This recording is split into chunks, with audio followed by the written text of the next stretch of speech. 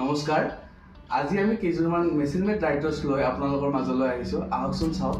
এইযোৰ চাব পাৰে আপোনাৰ চিৰিঙৰ কাপোৰ, গল্ডেন আৰু ৰঙা মীনাকাৰেৰে কাম কৰা থাকিব, ৰেডি টু ৱেৰ পাব।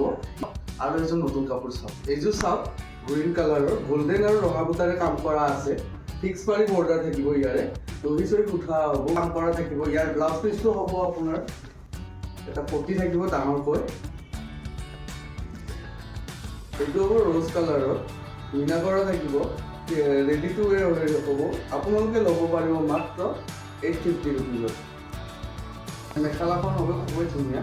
এখন চাব পাৰে আপোনালোকে ইয়াৰ মেখেলাখন, এখন চাব পাৰে আপোনালোকে ইয়াৰ মেখেলাখন। ইয়াৰ ব্লাউজ পিচটো হ'ব।